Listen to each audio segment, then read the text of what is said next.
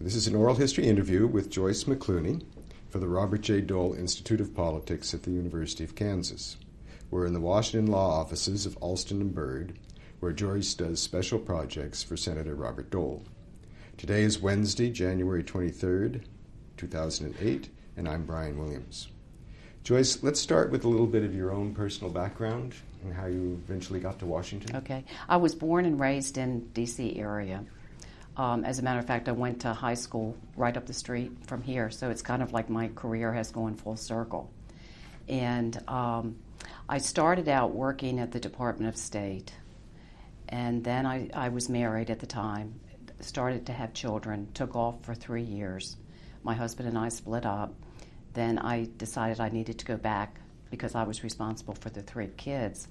And I ended up working at the Department of Commerce in a career position. Worked my way up to a GS-10. Then I was asked to go to the White House under President Carter, and I was working with a lady by the name of Ann Wexler, who became Assistant to the President for Public Liaison. And I was there for almost 3 years. And then they had the election, and Ronald Reagan became president. I was lucky enough to stay with that administration for 6 months, and Elizabeth Dole came in, and she was then Assistant to the President for Public Liaison. I did not know her before that, did not know Senator Dole before that, and so she wanted me to stay to help set up the office for at least 6 months, which I did. And then she had her husband came over one afternoon, and I had probably a minute's notice that I was going to meet him and talk to him about a possible position up on the Hill. And so he came in, she left, he and I sat down and chatted, and it was remarkable that, we just hit it off from day one. The position, it was unclear at the time what he really wanted me to do, so I had to have lunch with Betty Meyer and Joanne Coe up on the Hill, and I had the lunch, and the position was going to be working with Betty, doing his appointments, which I had already done that, really didn't want to do that, really wanted to grow and do something different that I had not already done. And I turned the position down. And I thought I was crazy at the time because I really needed to have a position. And most of the key positions around the D.C. area were already spoken for because the Democrats had left. They landed positions that I probably could have done. But because I was now working for the Reagan administration, there was no place for me to really go. And so they kept me on until I was able to find a position, which I thought was very nice of them to do that. And I got a call from Joanne to say that there was an opening at the Finance Committee. And would I be interested in that? So I went in and I talked to Bob Lighthizer, was then the head of the Finance Committee. And so that's the position that I took. And it took a while for people to trust me only because they knew I had worked for President Carter.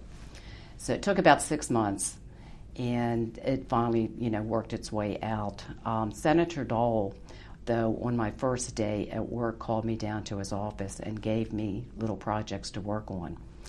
Well, that didn't hit it off well with the staff because not many people met with the senator on the first day, especially somebody from the Finance Committee. So, that was another part that they really didn't trust.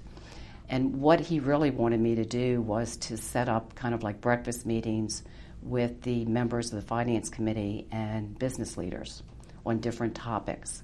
He knew that I had done that when I was at the White House, and he thought this was a good idea for me to be involved with that. So I worked with Senator Long's office because he was the ranking member of the Finance Committee at the time. And so we did a lot of those, and they became very successful. We would do energy groups, we would do trade groups, we would do business groups, and all of this had to do with legislation that the Finance Committee, was working on, and it worked out fine. Then he decided that he wanted to become leader. So Joanne and the senator worked on that exclusively. Because when you want to become leader, you have to write letters, you have to meet with senators, and that was back in 1984. Yeah, 1984. The elections were in November of that year. I think it was November of that year, and he was elected. So then everybody in the Finance Committee thought, oh my gosh, what are we going to do? Because the people at the committee level, they're more specialized in that particular piece of legislation. And so he called everybody together, the senator called everybody together, and said that he really couldn't promise anybody a position, but that he would help them in whatever they really wanted to do. He would write letters of recommendations. He would receive telephone calls if that's the way they wanted it. And most of the attorneys did go back to private practice all over the country. A lot of them did not stay in this area. Some then later became lobbyists. So then still wasn't sure what was going to happen to me. So one day I got a call from Sheila Burke, because she and Rod had moved over to the leader's office. And it was all new to us. It was all new to the senator. It was all new to Sheila and Rod, because nobody really had worked in an office like that to know how to set it up. So I went over and they wanted me to become office manager, which I did. So we were able to set up the office, hire the staff, and, get the day-to-day operation, running. And what I did was I was the kind of like liaison person between the Hart staff, which is the personal staff, the leader staff, and his PAC, his Dole for Senate people, Campaign America, Better America Foundation that he also set up. And so I received all the mail from the Hart office, would then put it into the senator for his review. I would get all the information back and would have to pass it out to various staff people. So I would have to keep track of all the mail. Anytime he went on a outside trip outside the D.C. area, I was the person that collected all the information for him to take for that particular speech or that particular campaign that he would campaign for a lot of the other senators. So I was the person that had control over all of that, so I had to talk to everybody, give them deadlines as to when, they needed to get information into me so that I could put everything together for him before he went out on the road. I also did the speaking engagements that he did locally. All the paperwork would come to me, I would put it together, and then he would be ready to go out and, give the speech. And then I was responsible for filing all of those papers, because from time to time we would have to go back, pull out information from those packets and put it into another speech or another trip or, whatever. And then I was responsible for setting up meetings with Senator Dole, the leadership, the chairman's meetings, chairmans of all the committees. And the leadership would meet at least once a week, which was on Tuesdays. That was the day that they had their lunches. The Democrats had their lunches on Tuesday. Republicans had their lunches on Tuesday, which lasted a couple of hours to go over legislation. That was just the leadership, or was that it was the leadership, and then we started to include the chairman of all the committees, Republicans. And so we started to include them, and then we set up a system as to when we would meet so I could let those offices know that on such and such a date, we're going to have a meeting. And I had to keep a record of all the senators that showed up for that and the particular agenda items that they were going to talk about. I also had to prepare his day book. His day book was anytime he had a meeting with anybody, there had to be a piece of paper about that meeting. And we had to have it the night before so that he could review it either the night before the meeting or the morning of the meeting. And then as the day would go on, he would call senators over to his office to have meetings with, to talk about legislation. I always called the office the Crisis Control Center because we were always putting out fires. We didn't start the legislation. We were kind of there once it hit the Senate floor. And if it was something that they wanted to get passed, they would have to break it up into little meetings with senators. There again, I would have to keep records of all of that. And then I could remember during the health issues when Hillary Clinton, was going to do universal health care for everybody, Senator Dole decided to bring in outside health groups in to talk to various senators And so I was responsible for setting up those breakfast meetings, and we did those on a regular basis, like maybe once a month, once every 2 months. And then it started to expand where we wanted to get the message out on what the Republicans were doing as far as health care. So then we invited all the major anchors, ABC, NBC, CBS, CNN, to come in for breakfast meetings so that they could the senators could sit down with Senator Dole and the anchors to kind of like get the message out to different people. I remember when CNN started, Senator Dole hosted for Bernie Shaw a reception, and we invited a lot of senators, both Republican and Democrats, over, just to have a nice little reception for him, and that turned out nice. So I did all the breakfast meetings, all the lunches, all the receptions in the evening. I had to set that all up for the senator, in addition to setting up the individual senators' meetings, the leadership meetings, and it happened a lot. I mean, there was no set schedule as far as legislation was happening. You just had to go with whenever it happened, and he would call a meeting on the spur of the moment. Sometimes he would have 3 meetings going on at the same time, one in his office, one in the conference room, and one in the reception room. So senators were coming in and out constantly. And then there again, I would have to know what the subject matter was in order to let the senators' offices know, how they had to be prepared for the meeting, so I would know what the different agenda items were. And basically that's what I did, for him in the leader's office. I learned a lot. You do when you're working with him. You learned sometimes why he works with just the Republicans and then why he works with the Democrats. And it was very interesting to watch, how he kind of like did that. And of course we had a lot of the White House people over to attend a lot of these meetings, a lot of these receptions, because it was important, to have their input. And Senator Simpson was always there when he was, in charge, second person in charge. And it was a lot of fun. It was a lot of work, but it was very interesting, really interesting. So to follow this story through to its conclusion, then at some point your association came to an end. It came to an end.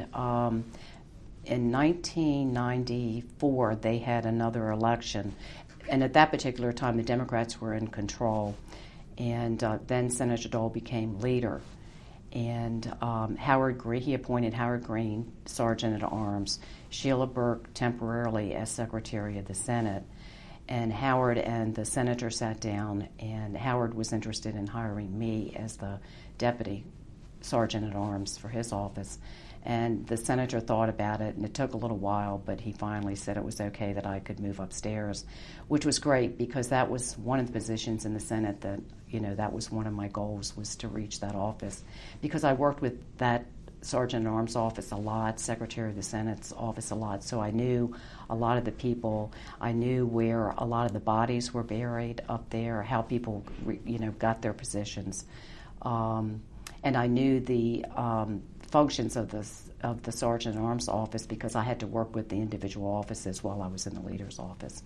So then I became Deputy Sergeant at Arms, which was great. I mean, it was wonderful. It was a lot of work, and I basically did the day-to-day and also did protocol duties because that was part of the the Sergeant at Arms office.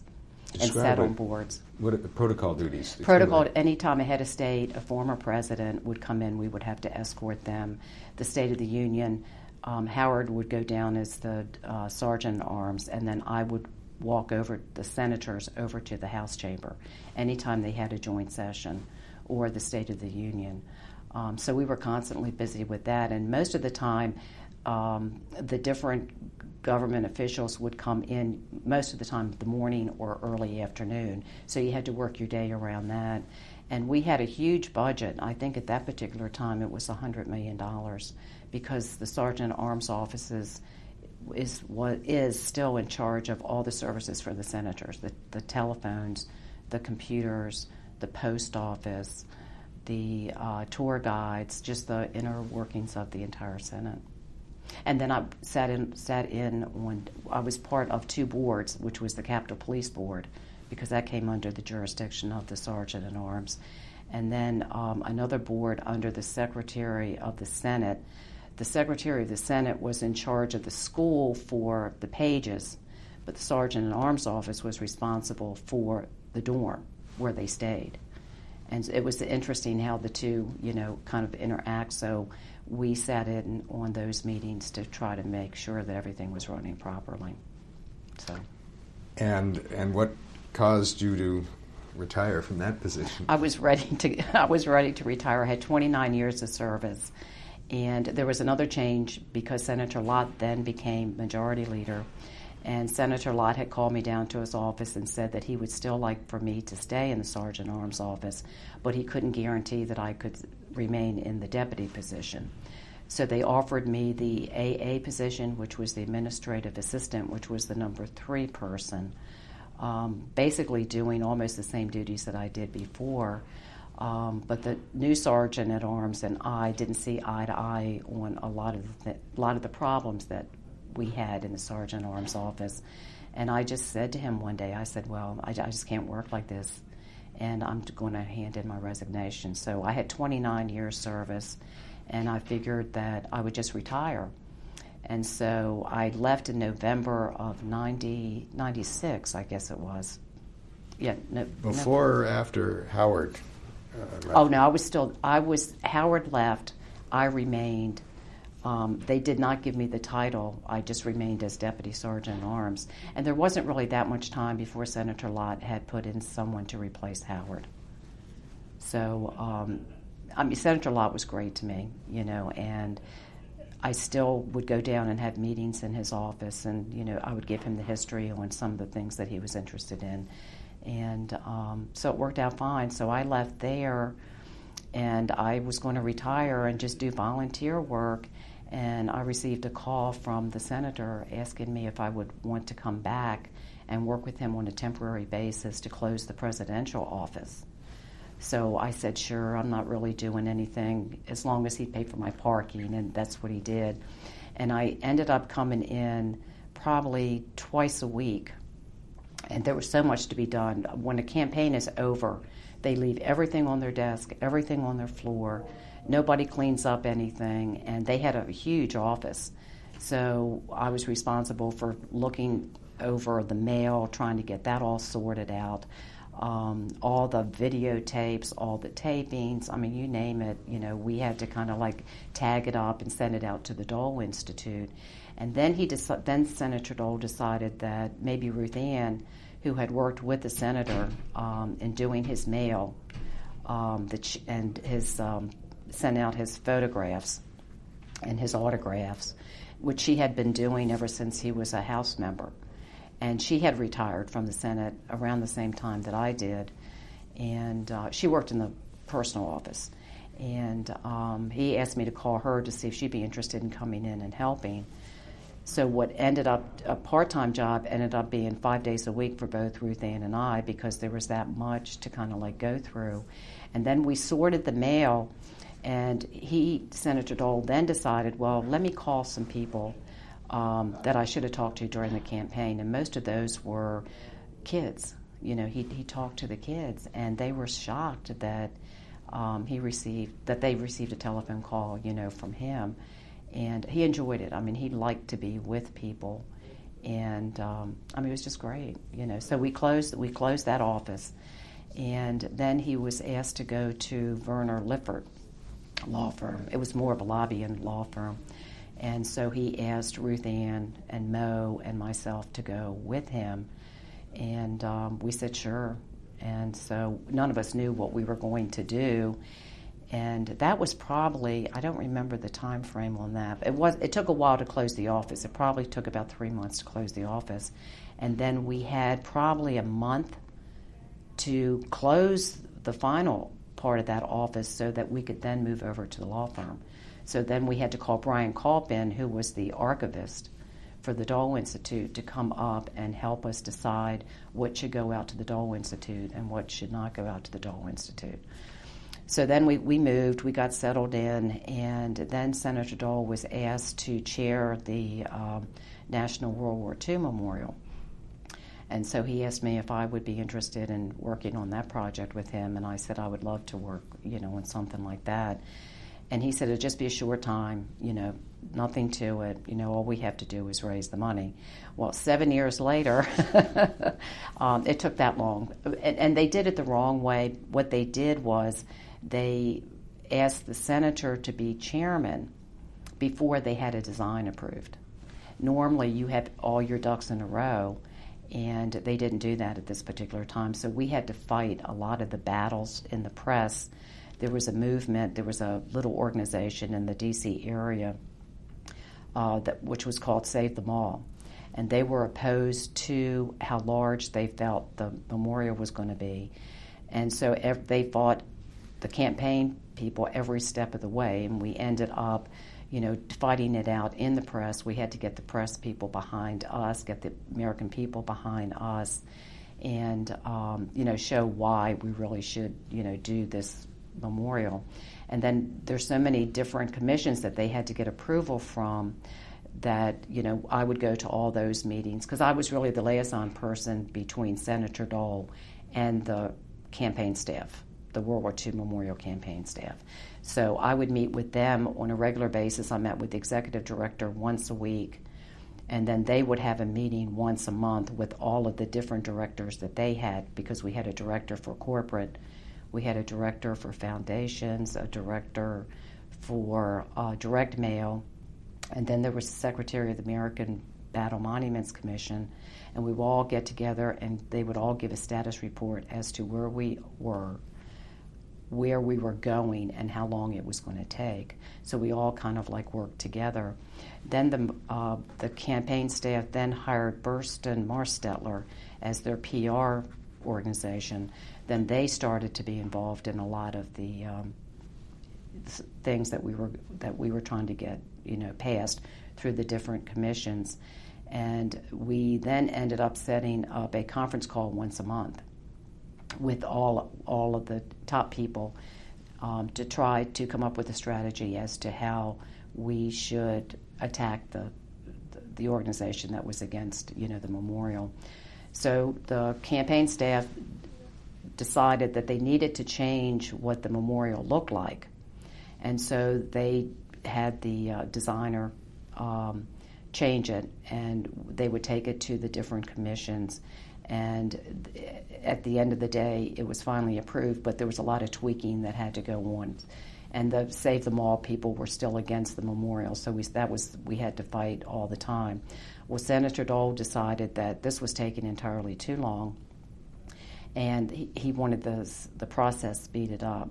Oh, and I forgot to mention that Senator Dole, probably after he had been there 6 months, decided that we needed a co-chairman, so at the campaign, people pulled together a list of names and had Senator Dole take a look at them.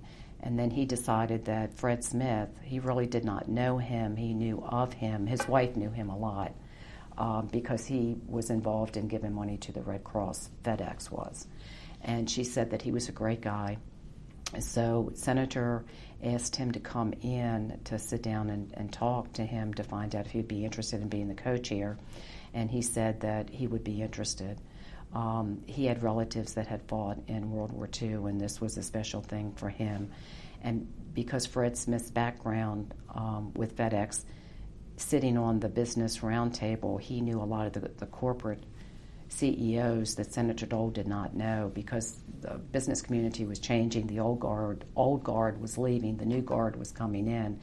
So it was a good compliment. The people that Fred Smith knew helped Senator Dole, and the people that Senator Dole knew helped Fred Smith. And we ended up setting up conference calls. Instead of having them go on the road and go to the individual companies, we decided that it might not be a bad idea to try to do a conference call between the senator, between Fred Smith and the CEO. And the corporate staff would do that by sending out a letter under Fred Smith's signature, Senator Dole's signature, to the CEO. They would then follow up with a telephone call and try to come up with a time and a date that all 3 individuals could do this 5-minute telephone call. And so we did that for a number of months, and it was very successful. And a lot of people were surprised that we were able to raise money that way because it had never been done like that. And it was great. And then Senator Dole decided that it might not be a bad idea to get Fred Smith to help us set up meetings with the Business Roundtable members, and that Senator Dole and Fred Smith would go and talk to them and, ask them for a contribution and tell them how important it was. And it worked. I mean, it really did. We also set up an internet. A lot of people gave contributions through the internet. And, it just worked. It really did. But it did take a long time. We also had to, Senator Dole did not want to have an appropriations bill. He wanted the campaign to be able to raise the money from individual companies, individual people themselves, and not get an appropriations. He didn't think that that was appropriate. Well, after Fred Smith had done this about 3 months, he saw how slow the process was in getting big donations from the corporations. And he asked Senator Dole to reconsider an appropriations. And he said that he would, and he picked up the telephone and called Senator Warner from Virginia and asked him if he could help with that process. And they were able to pass legislation, and I think we received $6 million from that, and it was through the sale of titanium, which I had never even heard of. And the campaign staff said, oh, we'll never get the money. It'll take too long to sell it. They'll never sell it. They've never sold this before. Well, it didn't take that long. It only took less than a year to get that money. And so we were able to, to get $6 million that way. But still, that group, Save the Mall people, were still getting upset because they didn't like the location, they didn't like the design. And every time there was a commission meeting of fine arts or the National Capital Planning Commission, it was open to the public, so they would always go. They would bring their people in to testify on why we shouldn't do what we were doing. Senator Dole ended up going to testify before these commissions as well. And then Eleanor Holmes Norton decided she didn't like the design, she didn't like the location, so she was on the opposite side. And Senator Dole understood that, and they were able to work it, that she would go up and say what she had to say. Senator Dole would come in and say what he had to say. And we finally won that battle, with the location and the design. But before we won the battle, the Save the Mall group decided that they were going to take us to court. So we thought, oh my gosh, what are we going to do now? If they take us to court, we didn't know if we were going to win or if we were going to lose. And Senator Dole decided that we needed to do legislation up on the Hill to come up with legislation to stop them from taking us to court. And we won that battle in court, and it went as high as the district court, I believe. And so we won that, and they finally gave it. They had to give in because they were going to go forward anyway. There was not any more that they could do to stop, the building of the memorial.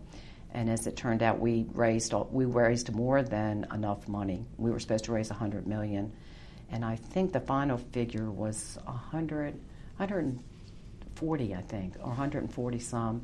And we also set it up in the legislation that any money that was left over would go to the World War II Memorial. That would be for, ceremonies that they would have down there where people would come in and they would want to lay a wreath, like on November the 11th, Veterans Day. And so there is money. I think there's still $14 million left in that. People still continue today to give money to the memorial, and that goes to that trust fund. And we did, dedication was very successful, and it was really much better once it was built. I would go down there every month just to watch the status of it, and it didn't seem like it took as long as it did to build. And then once it was built, everyone said that it had been there forever because it had worked. I mean, it had worked into the landscape. It wasn't obstructing any views or any vistas or whatever. And now today, Senator Dole goes down and he meets with the veterans that are flown into D.C. and it's an organization known as the Honor Flight. And so now he's the official greeter when these people come in. And he usually goes down there like every Saturday, every Sunday, when the weather's nice. And sometimes during the week, he'll go down and he'll meet with them. They're flown in from different states. It's all paid for. Most of them bring at least one or two people with family members with them. And they come in, they meet the senator, they spend some time at the memorial, they have lunch, and then they're driven back to the airport and they fly back to their own state. So it's just a day trip. They've not had anybody come in from California because they haven't had a chance to work that out because it would take longer than a day. And I don't know how many veterans have come in, but it's been an awful lot, and it keeps getting bigger. It keeps growing. And they have to raise money. The Honor Flight organization has to raise money in order for these veterans to come in. So, I mean, it's just, wonderful for that. Then after I worked on that, then I got involved with the Library of Congress on the Veterans Project.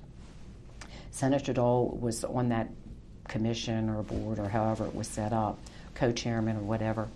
And so now when we receive calls from different veterans on how do I get my story told, I refer them to the Library of Congress. I have little packets that I send to different people. And the executive director of the Veterans Project happened to be the same person that worked at the World War II Memorial in the veterans area by the name of Bob Patrick. And that's how I know Bob Patrick. And I could still continue to talk to him today, to see if we can be helpful, if Senator Dole could be helpful. So that doesn't take up, really a lot of time, but we do get veterans that call in here periodically.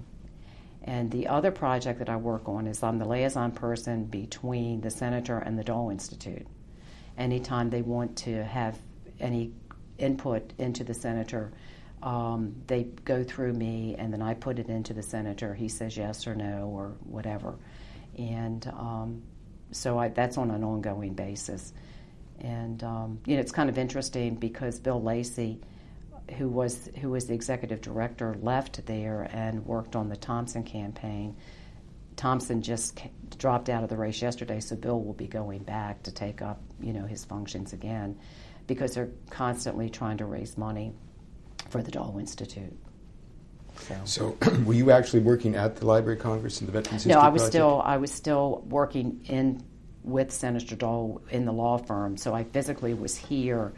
And it was mostly emails and telephone conversations with Bob Patrick, to do that. So you participated in the transition from Werner Liebert over to Alston and Byrd. Alston and Byrd, right. And you came with the Senator. Came with the Senator, right. And had to move and, do all that. Yeah. And also, I work at Alston and Byrd from day one, worked with the Rusty, who was the D.C. person in charge of this office, and Elizabeth Germain, who was kind of like in charge of administration, and working out the senator's needs as far as space, equipment that we needed. And I did that on both of those moves. So after you left the Sergeant of Arms office, then you have been with the senator ever since, right, as he's moved from one law firm to another. Right. So you may as well say that from 1981 until present time, I've been with the senator in some capacity. Right. It doesn't seem that long. I'm going to take a pause here for a moment. I'm curious to know, your first job in government was with the State Department. State Department. And what preparation, what qualifications did you bring to that first job that you had? Oh gosh, that was such a long time ago. I did not go to college. When I was growing up and when I was at that age, my parents could not afford for me to go to college. And I really didn't know that I wanted to go, not until later on in life. And then I didn't have a chance because I was having children, and then because of the divorce, I had to provide for my family. And so what I would have to do is try to get positions that paid the most money. But as I was doing that, it was also taking up more of my time because with each position meant longer hours. But the State Department came to the high school that I was going to. I went to a business high school, St. Patrick's Academy, in downtown D.C. and they talked about the different areas that they had openings. And so I just applied, like I did with the CIA, the Department of Justice. And because I went to a business school, they always had different government agencies come in to try to recruit from within, because St. Patrick's had a very good reputation because they taught a lot of the business classes. And a lot of the nuns had worked in private industry before they became nuns. So that was a really, good thing to know, because they could share their experiences with us. So I worked started out in personnel, was there for a short time, knew it was only for a short time. Oh, plus I had to take the civil service test. So I qualified for a GS3 is when I started. Then from the Office of Personnel, I went into part of the State Department that worked with the United Nations. And you had to interview for those positions, and I was selected to be a secretary. And I can't remember the name of the office, but what it did was it would recruit individuals from around the United States to work for like UNESCO, different organizations that belong to the United Nations. And so we were instrumental in having that done. And I worked there for, pretty long time. And then I was having children, and when I became pregnant with my second child, decided that I needed to stay home. So for 3 years I stayed home. Then my husband and I broke up and knew that I had to go back, and I didn't know where to begin. But I figured I should go back to government only because I was eligible to go back at the same grade that I left and the same salary. And when I went back, of course, it was making more money than what I did when I left, because, the finances had changed. And so I ended up working in personnel again. And I worked in the employee relations section of the Commerce Department, which handled all the labor disputes for the employees. It did the retirement system. If you wanted to retire, you would come into our office and sit down with an expert. They would kind of tell you what you would be eligible for. If you had bad credit rating, you had to be called into our office. You had to sit down with an expert to say, okay, no, this is what you really have to do. You have to get on the right track. We don't really want you to have your wages, taken away from you because you haven't paid your bills. And so I did that for a while, which I learned an awful lot from that. The head of the personnel department, I'll never forget him. His name was Frank Seymour, and he was the director, and he saw my work, and he had me come down to his office and say to me, you need to move on. You need to get out of personnel. There isn't anything here that you're going to learn from. So why don't you start looking around in the department and see if you can't find another position that will help you grow? Which I thanked him for that. I thought that was really nice that he did that for me. And he did that to a lot of our employees, but I thought it was really great because I really didn't know that he even knew what I was doing. And so I started putting my application into different positions, and I was one of two people that had put in for the Deputy Undersecretary of Commerce. And so I interviewed for that position. It was between someone older than me, and I was younger, and I was selected. And I did not know that at the time. I knew it after I had gotten the position because my boss, Ann Wexler at the time, said, there was another person that I was looking at, and I really didn't know what to do, if I should go with the older person, go with the younger person. And she said she decided to go with the younger person. She just felt that would work better. So I was selected for the position.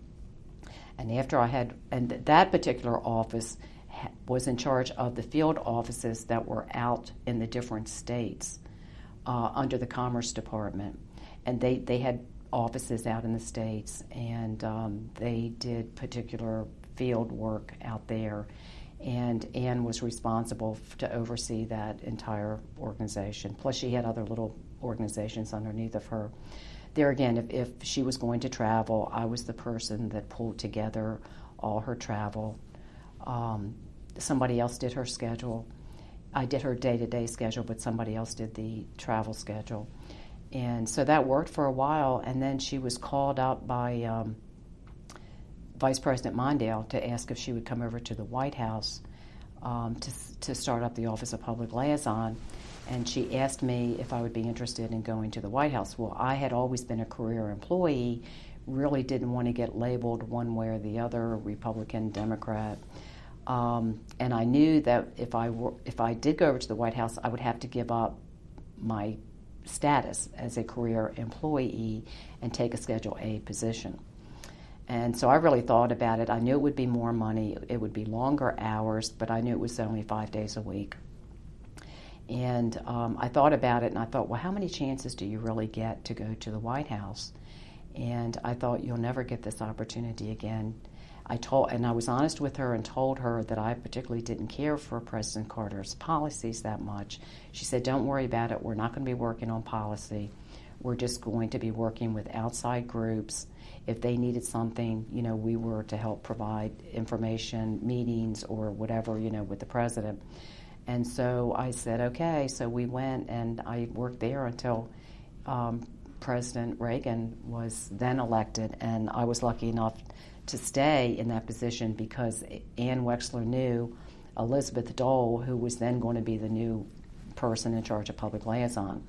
And then, it went on from there. How did you manage to balance your responsibilities as a mother with this pretty highly intense job? I think I was very lucky in that we lived in Suitland, Maryland, my husband and the 2 children. And after we broke up, I knew that I had to move to a different location because the neighborhood was changing at the time. And it really wasn't safe in the neighborhood that I was living in. I had 3 children at the time. So then I decided, okay, well, where am I going to go? Well, I contacted a real estate agent, and I ended up finding a house down in Waldorf, Maryland, which was about, 25 miles from D.C., which meant a long commute for me. And so I did it and bought a house, and the school system down there was really, really good. I found a wonderful babysitter that had 3 children herself, but they were around the same ages as my children, and it just worked out fine. And my hours weren't really that bad when I first started with this particular babysitter. And it was not a 9-to-5 job, but I was home by 6. And I didn't have to work weekends, and it worked out. It was, really good. But then as the kids got a little bit older, within like a year and a half or 2, they decided they didn't want to be with that babysitter anymore. And I had gotten to know my neighbors real well right next door. She had 3 children that are around the same ages as mine, and they really wanted, Barb Salpak was her name, to kind of like watch my children. And I felt, oh, this is great. She's right next door. And it just worked out. And if I had to work late, I called her, no problem. The kids were able to stay there, or she would bring them home. They could get ready for bed. And, that continued until they were teenagers. So I was lucky that way. Oh, and I did, in the beginning, when I was still living in Suitland, I called my church because I really didn't know what to do as far as a babysitter went. And the church said to me, we have this lady who just lost her husband, and her family is concerned about her because she's spending too much time at the cemetery. And we think that it would be a good idea for her to watch your children. Well, I interviewed her, and she was this Italian grandmother type, loving person. And she really thought that would be a good idea. That the kids were like 2, 4, and 6 at the time, and she loved children. And she would come to the house to watch the kids, and it just worked out fine. And that's what I did. And she ended up making noodles from scratch because that's what she did. She still went to the cemetery, but not every day. And when she did go, she would take the kids. And it worked out. It wasn't just one day. It was not for a very long time. And my children ended up becoming very close to her. But when it came time to move, she was kind of upset about it. But she understood why I had to move because the neighborhood was changing. And the kids had to get into a really good school system, and that's why I chose Waldorf. And when you moved to Waldorf, that was at what stage in your career? Was that when you were at State, or were you? Let's see, I have to remember. I was still at the Commerce Department at that point. And then it was after the Commerce Department, then, 3-4 years later, I was at the White House. Was your former husband involved a lot in the kids? No, not at all. Even though he remained in the area, no, he was not at all. I mean, in the beginning, he would come and visit with them one Saturday, but as they got older, the kids would be still sleeping when he would come, and they were at that age, they really didn't want to get up. And so then he decided, well, it's not worth it to come all this way down here, just to sit and just wait for them to wake up. And no, so he wasn't close at all. I mean, it was strictly on me. I was lucky to have the support of my mother and father, who were divorced. I was closer to my father, and he was kind of like the father figure, and he would come down once a week and spend time with us, and that really helped. And my kids were very close to him until he died. And the same thing with my mother. They were close with my mother, and I was lucky that at least both of them, got along. We weren't always together at the same time, but at least they had their grandparents. And your kids today, what? One lives in St. Mary's County. That's the Kathy, who's the second child. She's 41 now. She has a son. She works. Her husband owns his own business. They're really doing great, and I see them. I talk to them every week, and I try to go down there like every 4 weeks just to spend time with her and her husband and my grandchild. My son, he lives in Charles County, and he kind of has his own business, and he does fix-them-up type of things. He does painting, he does building. He's married, and they have a daughter, and her name is Danielle. And then my other daughter is married to a Coast Guard. He's captain in the Coast Guard. Currently, he's down here working at the Pentagon, but it looks like he's going to be able to move back up to Boston, where Michelle and TJ, my oldest grandson, is living. So Tom's been down here 2 years, and now he's going to go back for 2 years, and then he'll probably retire from the Coast Guard, and he'll have like 26 years of service and go out as a captain. So we're all close, even though we're not, really close together. And I try to see Tom and Michelle at least 4 times a year. Either I go up there or they come down here, and it works. And, I talk to them every week as well. So I'm lucky that my kids have turned out to be very successful. Let's start now with the Finance Committee and that. You mentioned how you interact. Well, let me ask you again to just go over a little bit your interactions and role as compared with the office, which I guess then was in Dirksen. It was in the Dirksen building, right. And what was the division of labor there, and what were the relations? Let's see, how do I want to say this?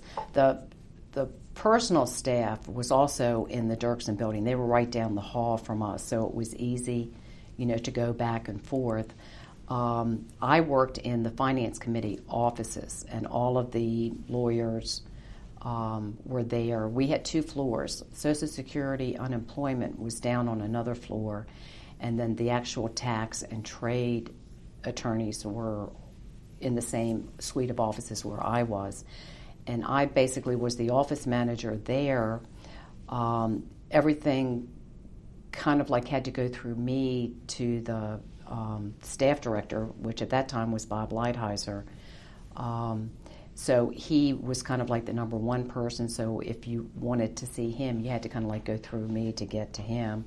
And he and I had to constantly talk to one another he had to let me know what was going on so that I could let some people on the staff know what was going on and what was expected as far as, work assignments. I was responsible in calling the senators' offices on both sides to let them know when we were going to have a hearing. So I had to keep track of all the hearings, working with the chief clerk, working with, the different members, of our staff, and they had to prepare all the paperwork, for the different hearings. And then after you had a hearing, then you would have meetings with Republican staffers. Then Senator Dole would have meetings with the senators, and then we would go to markup, and then from markup it would go to the floor to see whether it was going to get passed or not. Once it hit the floor, we were kind of out of it. Only the particular attorneys would go to the floor to work on that, but then we had to stay back and answer telephone calls. So we had to be brought up to date on what was actually going on, because we would be getting calls from the public to find out, where do we stand. And then one of the other things that I had to do was the Congressional Record published the Daily Digest. So after I sat in on all markups, I did not sit in all hearings, but all markups I did, and I would have to keep the voting record of all the senators. I would have to keep track of the agenda items that were brought up, so that after each markup session, I would have to give input to the Daily Digest, so that they could then print it in the Congressional Record. So that's why I constantly had to be in touch with my boss, Bob Lighthizer. If he was not available, then I would have to go to the different attorneys to find out exactly, what I should be, letting people know. And then once I got that information, I would have to let the receptionist know so that they could give out information, so that they would free up the attorneys just to do what they had to do instead of answering, calls from the public. Who was your main point of contact in the personal office? It was the senator directly. and I did work with Betty Meyer, because she did the senator's day-to-day schedule. The senator did not spend much time in the Finance Committee offices. If he did, it was just for a short period of time. Not very much time, since it was so close to the committee hearing room. And he maybe would come down and I would place a couple of calls for him. But with Betty, I had to work with her because I had to know what his schedule was, and I would have to get hearings put on his schedule. Working with Ruth Ann every now and then, but not that much, in case we got a call from somebody out there wanting to know how to get an autograph picture or whatever. And then maybe once in a while working with other staff members, because they had to have a question answered, about some Finance Committee related issue. And because we were so close, as far as the offices go, I had an opportunity to meet almost everybody on the personal staff. So. And what about your interactions with Joanne Coe? Not on a daily basis with her. I should back up, though. I first met Joanne. I did not know Joanne Coe from The Man in the Moon. When I was let go on January the 19th, after Carter had left. Then there was the inauguration. Then I went into the office on the 21st, the Office of Public Liaison, where I worked under the Carter administration. Joanne was sitting at my desk, and I had to be interviewed by Red Cavaney, who was Elizabeth Dole's deputy. He was Deputy Assistant Secretary. And Joanne sat outside, but she heard my interview, with Red Cavaney. And I guess they had to ask her after I left if they really wanted me to be back, and work there. And she said, yeah, definitely. And so then I went back and I was able to stay there for 6 months. That was the first time I met Joanne. She and I hit it off, Betty and I hit it off, right away. Because they saw that I was there to do a job. I was not out there to get anybody else's position, because there's a lot of power things that kind of like go on with individual offices. And so with Joanne, she was part of another committee staff. She wasn't on the personal staff. And I would have to go and talk to her about politics, or how do I set this up, or how do I set that up, just to get, the senator's preference, because I couldn't always get to him, and I knew she had been around a long time, so she would advise me on a lot of things. And there again, she would have to get information about what Finance Committee did, and so I was able to, provide her with that information. But like I say, not on a daily basis.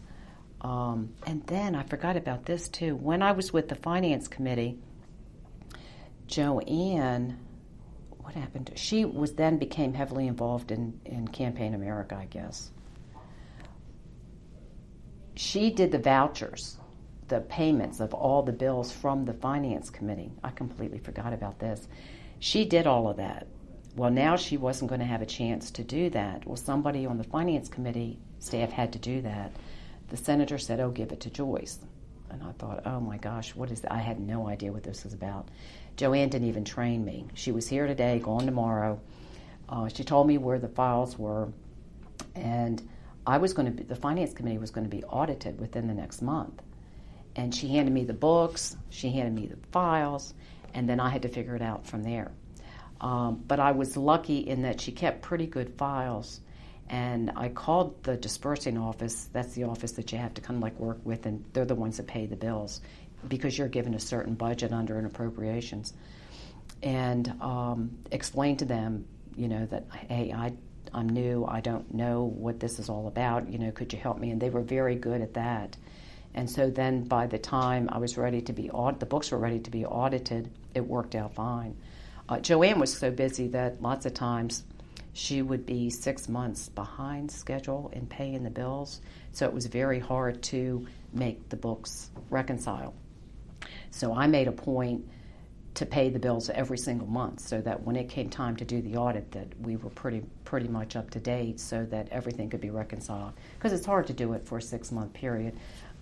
And I'm not knocking Joanne, it's just that she had too much to do and she really didn't have hardly any help, and I didn't have any help either, but, if you do it as you get it or try to do it every month, it just makes it easier to do that. And I guess I was audited maybe 4 times, and we reconciled. And then after I left there, I had to turn the books over to somebody else, and, it worked out fine. How large was the leader's office? Oh, gosh. We had, I can't remember how many employees we had. We had press secretary, deputy press secretary, another secretary, 2 receptionists, somebody that was with the senator all the time, kind of like taking him from meeting to meeting. He greeted the visitors when they came into the office. I mean, the number of people have had that position over the years. Then we had a health person. We had we had interns, which would depend on when the program, was going to come over. We also had a fellow who did health issues. We had Nelson Rockefeller. We had a speechwriter. We had somebody that handled boards and commissions. We had a chief of staff, deputy chief of staff, a tax person that did tax and trade. We had 2 support staffers, and then probably myself. So it was smaller. Smaller than the personal office. Oh yeah, but still definitely. Quite large. Mm-hmm. Nelson Rockefeller, what was his connection? Nelson Rockefeller. I don't remember now how we got him, but you mean the former governor the former governor's son. Oh, I see. Yeah. Junior. Okay. And he worked on kind of like housing areas, that type of thing. And he was with us for about a year or 2. Right. In the leader's office, did Dole spend more time? He was in the leader's office 5 days a week. He would go over to the Hart office most of the time on Saturdays to do the paperwork over there. That's why it worked out best that when the mail would come in the Hart office, all the mail went to the Hart office. We did not get any mail except what was hand-delivered to us. And then we kept a log of all of those. And that's why the mail would go to the Hart office. Ruth Ann would sort it. Betty would add her input into it. It would all come over to me. It would then go into the senator. And then it would be, dispersed throughout the staff. And I would always get calls from the Hart office to find out, have you seen my paper? Do you know where it is? And I would say, well, it's on its way back. It's still on his desk. Well, could you get it because I need to replace it with something? And I would say yes. And then if it would take a couple of days, why do you think it's taken so long? and I just made up things because he would have different stacks on his desk. The stack in front of him I always called his think stack, which meant he would go through everything. It would come over twice a day. He would go through everything and try to have it back out because he didn't like to have a cluttered desk at all. And things that he didn't want to focus on or things he had to think on would go in this particular stack. That's why I called it the think stack. Then, plus I had to I had to come up with a system that would make it easier for him to go through. And if somebody were to come into his office, say another senator, or he was having the senators' meetings, you didn't want people reading things on his desk because people would do that. So I came up with a system that I would divide everything into folders. Things that he had to sign would be in one folder. Things that required action right away would go into another folder, and things that were less, priority would go into another one, and it worked. So he would go through and sign everything. That would come out. Things that, he could say yes or no to would come out right away. But those that he had to think about, it would go into what I call the think stack. And it worked. I mean, it really did work. And then I would have to call Betty most of the time and say, okay, the senator wants his weekly schedule, his monthly schedule, or his 3-month schedule. He needs it now. She would have to make sure that it would, be sent over because he was constantly changing his schedule. When he was running for Senate, running for re-election in the Senate, he had to travel, and he would have to know when he was going to be back so that they could schedule, like legislation and, other meetings. And so he had to have that updated constantly, and so it had to kind of like come from Betty to me to him.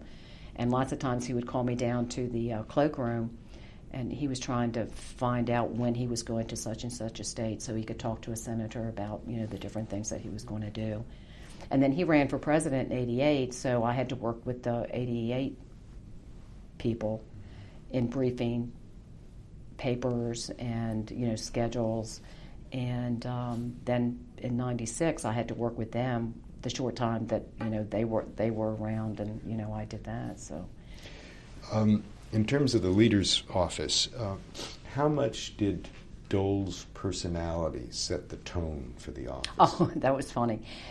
The minute he would come in the office, you could tell exactly what kind of mood he was in.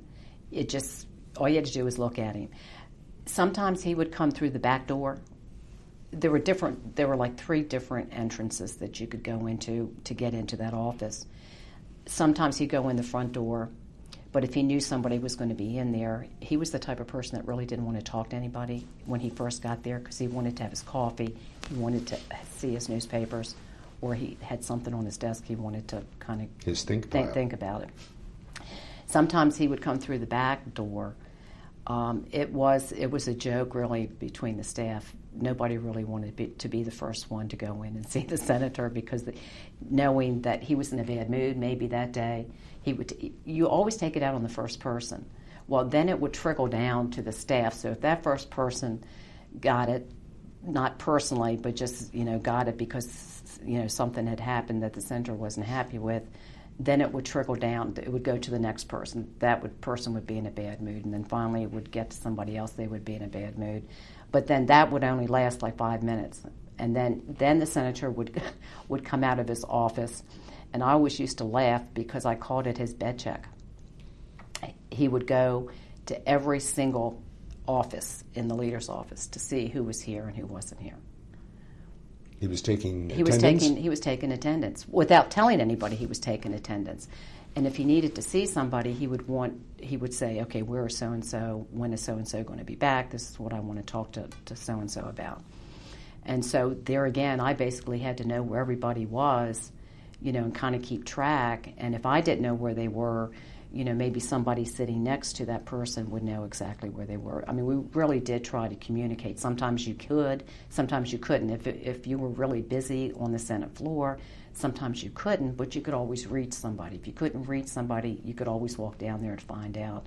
I mean, lots of times the senator would be in the cloakroom and say, where is so-and-so? Well, so-and-so was sitting right behind him, and he didn't see him because there's so much going on. Or he was on the Senate floor, and, he couldn't find Sheila, and she was in the cloakroom. but he would call the office to find out where so-and-so was when so-and-so was down there. So, I mean, it was that, that type of thing. When he would walk through the office, you could hear him tap like this, and sometimes he would let you know that he was coming. Sometimes he would tap on the wall, usually that you could hear him. Sometimes he wouldn't tap, and that way, he would try to, just hear things. He would pick up things. He had to be in the know on everything, and he did. He knew everything. He knew more than all of us knew. And it was really interesting to watch him do that.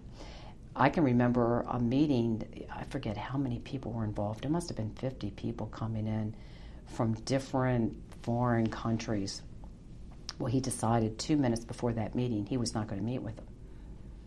So I had this whole room full of people, and he was just too busy. He wasn't going to do it.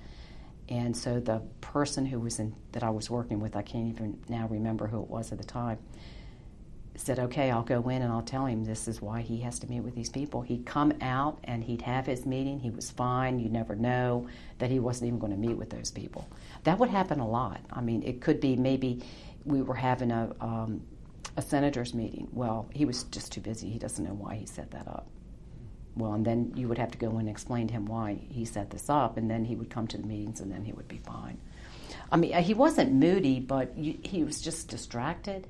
But he had his little quirks. And then when it came time for him to leave, he would walk around and he would say something to, mostly everybody before he left. Not goodbye, or, I need this tomorrow, what are you working on, that type of thing.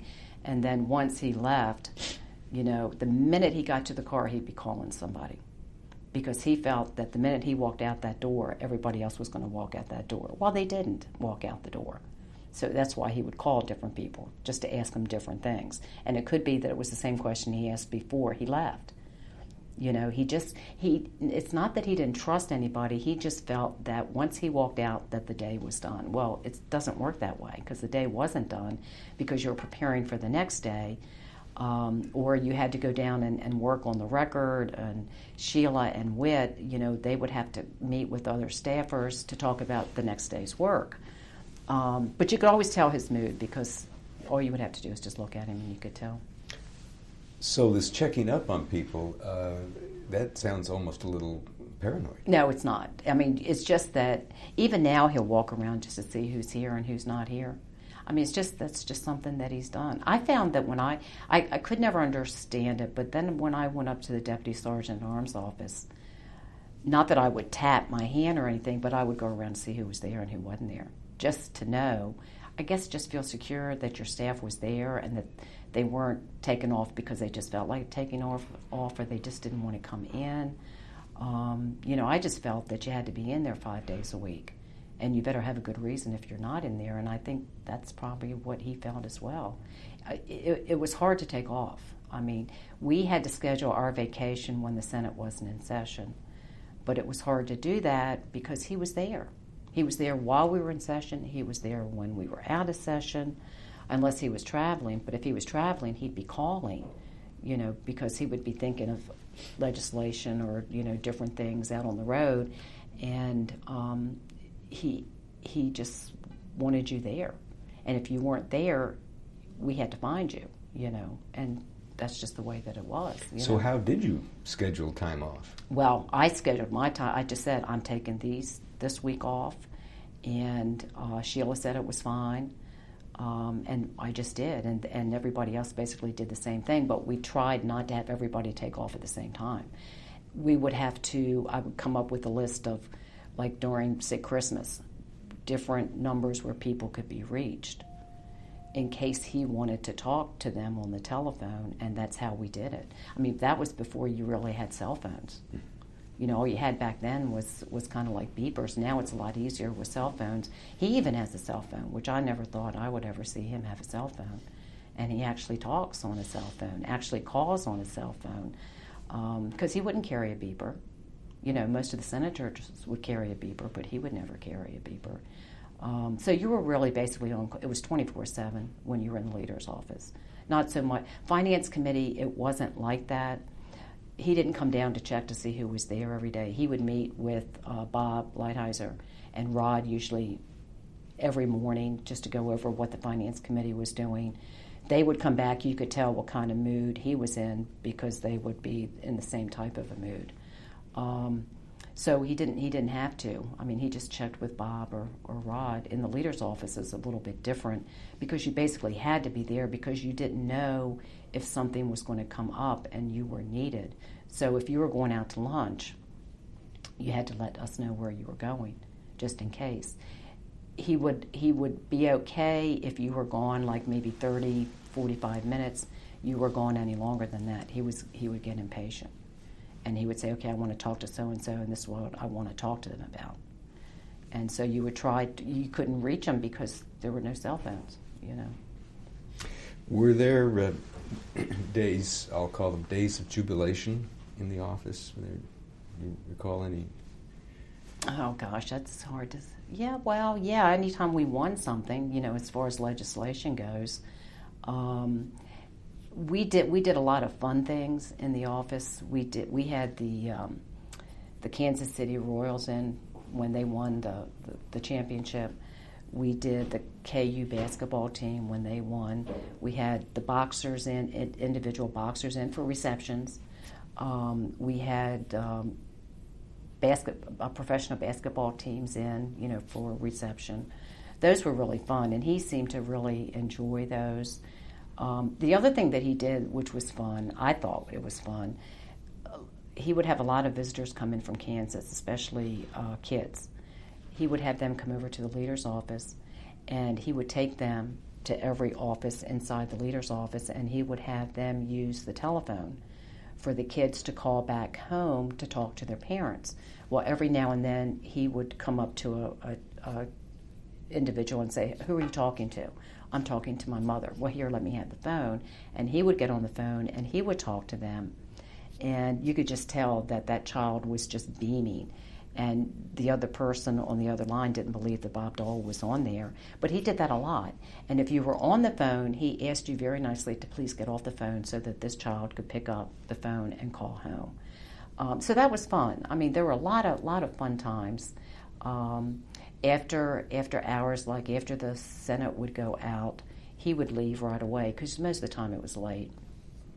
And the staff would sit back and, you know, they would just sit and just talk about the day or, you know, whatever. I mean, it was just, we all got along and we were all busy and we just knew that we were there for a purpose and that's what we did. We were all dedicated, I think. And we all enjoyed, you know, working with him. And we had very little turnover on the Finance Committee staff and on the leadership staff. You know, most people, when they came, they stayed. They left only because their internship was over. They decided to go into private practice or whatever. But you would find the majority of the people really stayed. The Finance Committee staff didn't change at all, hardly. What about the mood of the office when it went from majority leader to minority leader? For us, it wasn't really that bad. What I didn't like was that the people that you had to deal with around the Senate, their attitudes changed. They weren't as quick. If we were in the majority, they were there just like that. Once we became in the minority, they weren't there just like that. It took a little bit longer for them to get there. And I was surprised. I mean, I didn't know that that's how it worked. So that's why it's more fun to be in the majority than it is to be in the minority, because you're second. You know, you're not first. But they try to be there. But if the majority leader wants something, they take priority, and then we're second. We were lucky in that we didn't have to change offices. I don't know what they did prior to Senator Dole coming. I don't think Senator Baker moved either, but I'm not sure. But at least with Dole, we didn't have to change offices. There was a point after Joanne was Secretary of the Senate, we then went into the minority. Joanne did not vacate the Secretary of the Senate's offices when she should have, and Senator Byrd was furious about that. And so he told Senator Dole that he was going to change offices and that he found some offices that the minority leader's office could have, and it was down in the basement. And one of the rooms happened to be the coal room. It was the coal room way back when they were burning coal in the Capitol. Senator Dole could not believe that Senator Byrd was offering us an office down there like that. No windows. It was in the basement. It was a very narrow walkway. And I went down there with him, and Sheila went down there with him, and we couldn't believe it. We came up, and then Senator Dole met with Senator Byrd, and they worked it out. And why Senator Byrd was upset was because Mrs. Byrd didn't have a place to sit when it came time for him to be the majority leader. And there was no reason for Joanne to sit that long in that office, but she did for whatever reason. And then she had to, she then went over to Campaign America shortly after that. But it was not a happy time. I think that was the lowest point, I think, that I had seen in that office. Did the size of the staff change when he went into minority? No, it stayed the same, yeah. I asked you about days of jubilation. You just described one of mild despair. What about a few other low points? Did any stand out? Now, there weren't that many. Well, it was low points depending on what you were working on. Like the mood would be low depending on what was going on at the White House. If things weren't working right out there in the country, Senator would be involved in it, and that would be a low point. If they were working on a nomination, which we did all the time, the Bork thing, and that was not good. The Tower nomination was not good. Those would be low points, especially with Senator Tower because he was a colleague.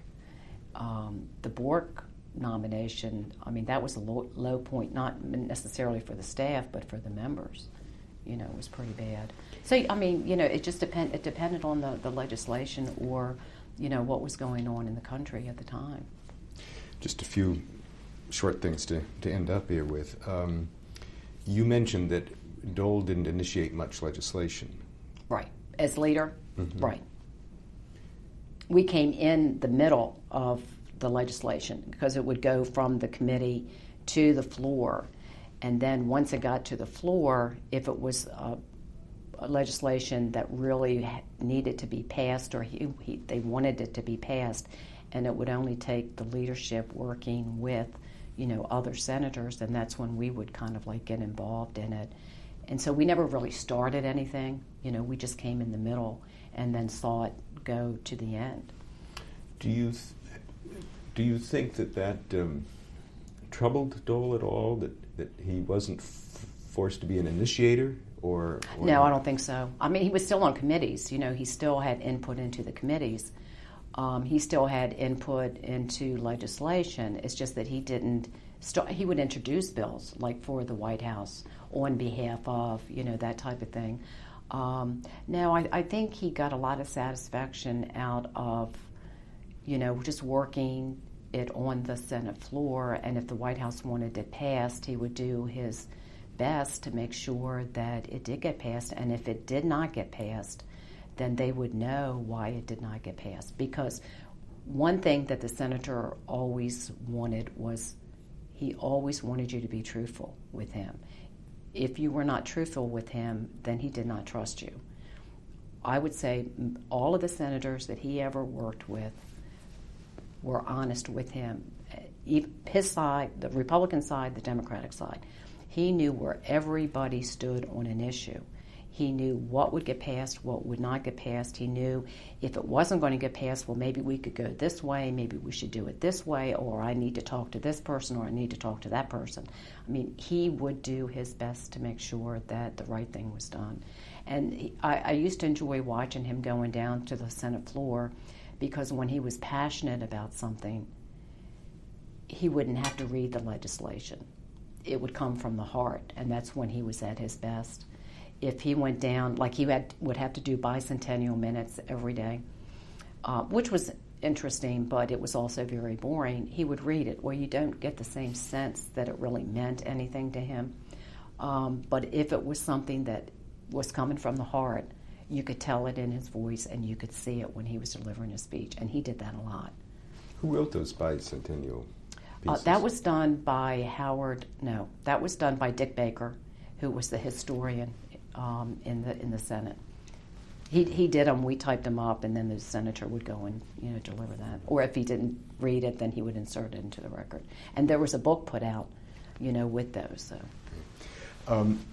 You mentioned that you were scheduling a lot of special interest people in for meetings, business people and so forth. Some people have charged at times that Dole was in someone's pocket. I mean, oh, no, never. Yeah, speak about that. No. I mean, I can remember at the Finance Committee how the lobbyists would line up outside the Finance Committee doors to get in. The senator would always joke with them, going down the hall. He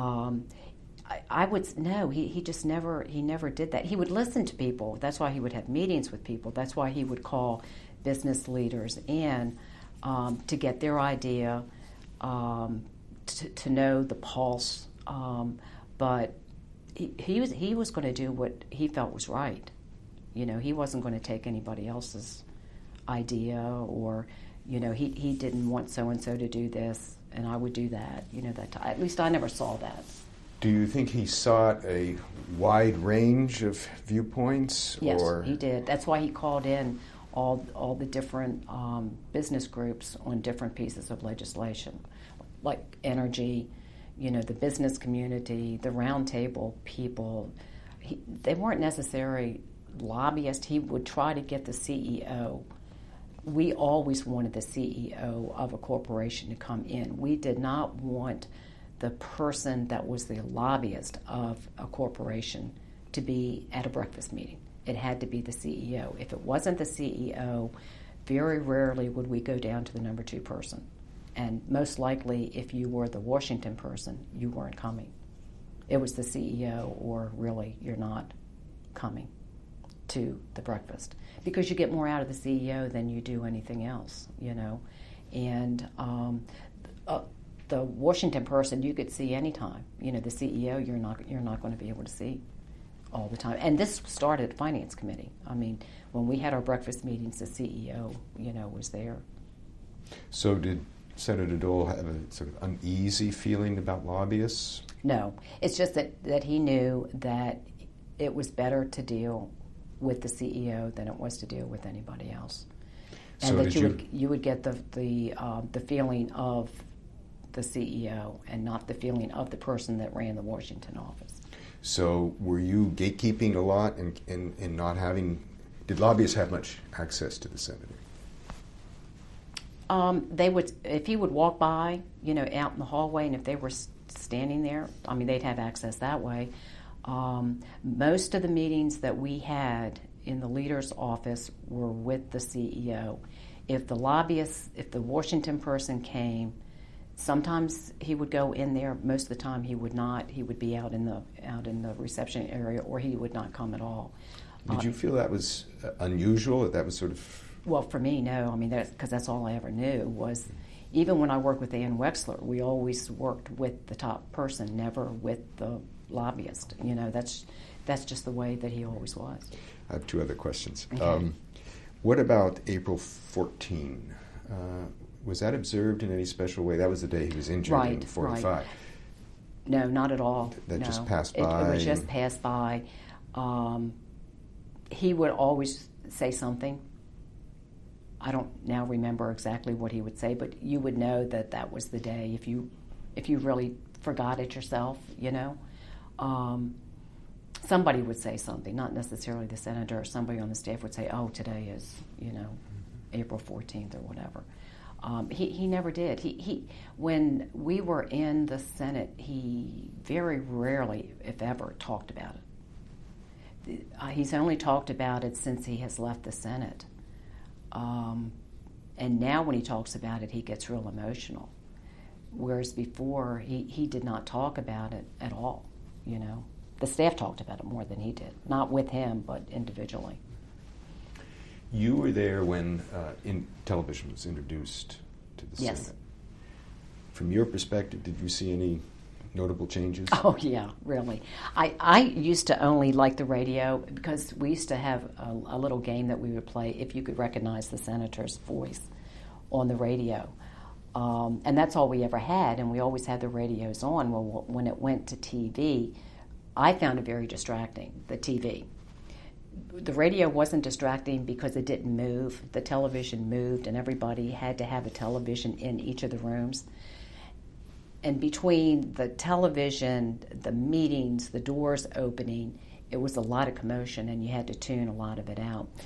You saw a big difference in the senators when they would go to the floor and you would watch them on television. They would be more animated. You couldn't see that on the radio, you know. I very rarely went to the floor because I had no really business to be down there. I would go more to the cloakroom. So what I saw was just on the TV, so I didn't see too many live, you know, senators get up and speak. But yeah, it changed a lot. It really did change a lot. They became more animated and more partisan, I think. And they used more props. I mean, they never had props before because they didn't have to have props. And they became more elaborate over the years, and more senators started to use them. So that part of it was interesting. And I tell you what, the other thing too is once I left the Senate, once I went up to the Sergeant at Arms office, I did not turn on a TV set because I found that it just got on my nerves, you know, since I had to tune everything out because I had to focus on what I was doing. And if people were walking, and they would be walking around me, and I still have a hard time anybody walking around me, so I try to make sure that no one does, you know, intrude on my space because all those years and all those hours, that's all that happened, you know, and I didn't like that. So for a long time, no TV. Even now, I have a TV in my room, and I do not turn it on that often. I can turn it on, but if it goes up to a little bit higher pitch, it does something to me. I guess it just brings back all that noise. And it was hard to get used to the peace and quiet because I did miss the noise, but I prefer the peace and quiet. You have a individual office here. Right.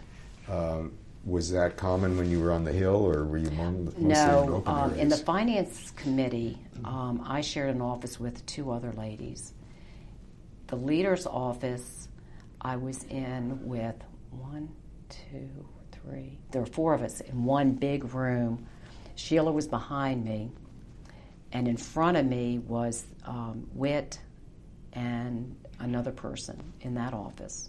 Then we had an opening to the left of where I sat and an opening to the right. So not only were you having people coming in, and the senator would come around to the left. So you would have people coming this way, people coming in this door, going into Sheila's office, people coming out of Sheila's office, people going into Whit's office. You know, so it was constant movement. Or the White House staff would be coming up, and they would have to sit down with Sheila and other staffers, you know, from other committees. They'd be waiting in the outer office, you know, where I sat. So you not only have that conversation, but the conversation behind you, the senator coming in this door, these people coming in here, and the phones are ringing, you know, and you're trying to concentrate. So it was constant. It was a constant thing. The only time it was quiet was when everybody left the office. That was the only time it was quiet.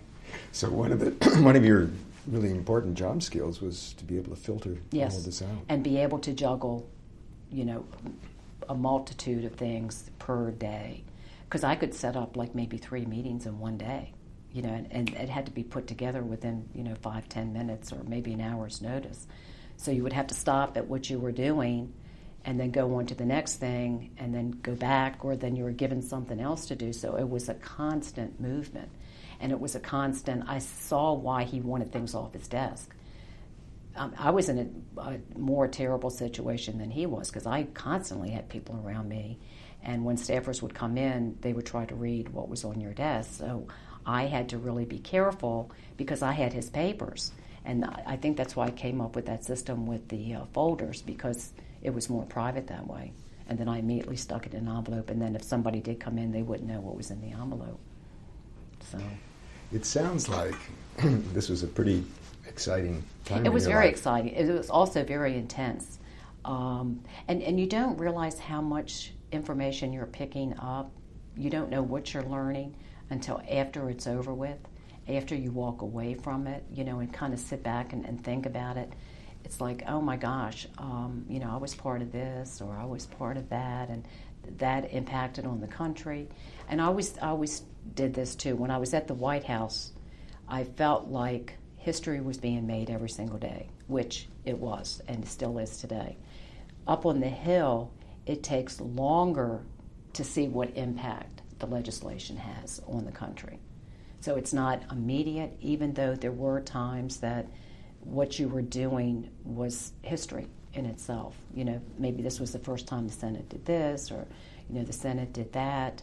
So that was the remarkable thing, and I think that's what I take away from all of it, was the sense that you were accomplishing something, you know, which not a lot of people can say that they have accomplished something, that you start something and finish it, or you know, you see the beginning, you see the middle, and then you see the end.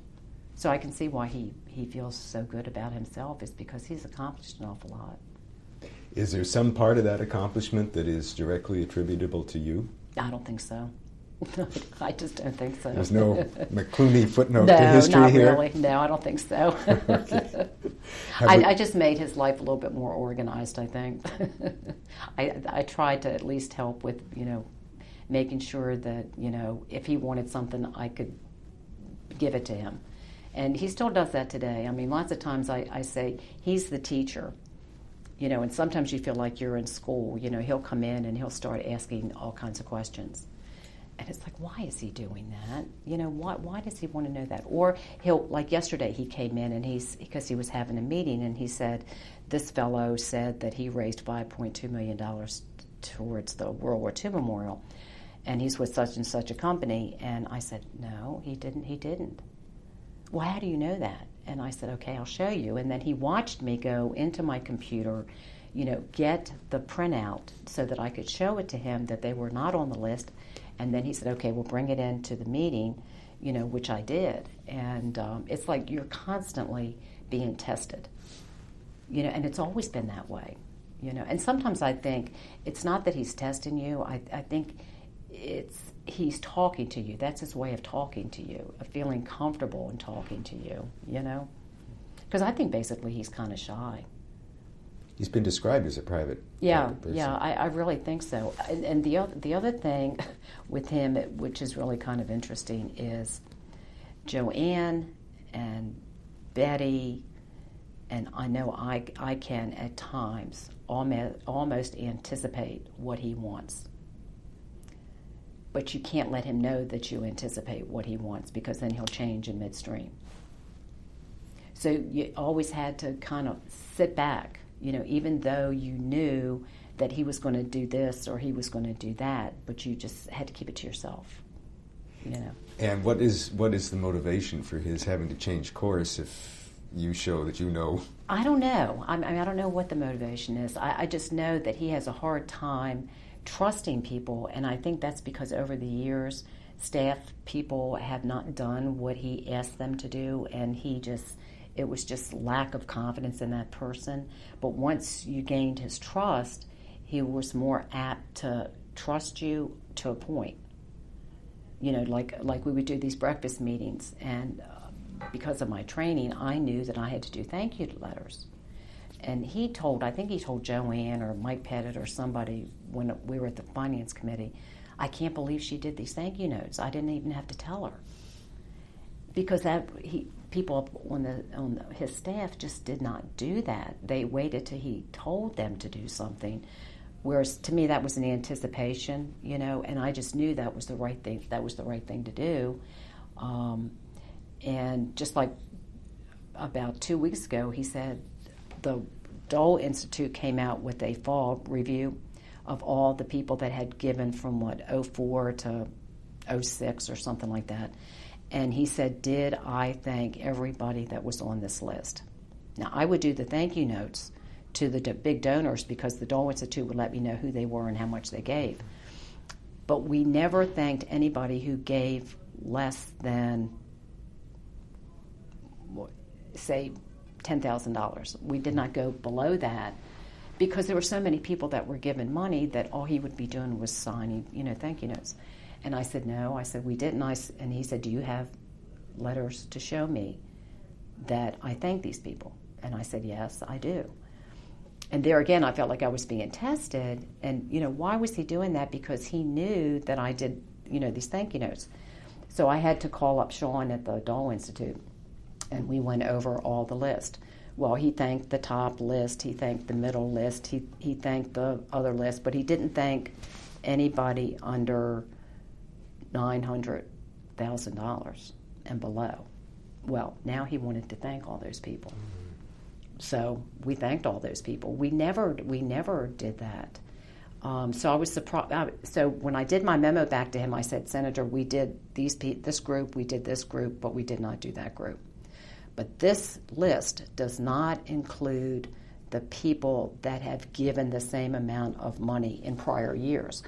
Because I just wanted him to know that this was not the entire list of people that had given, because it was misleading. And plus, I wasn't on that list, and I knew that I had given X amount of money, and I should have been on that list, but I didn't give during those years. And I felt that if I was in that category, there had to be so many others, and I didn't want him to think that other people did not give.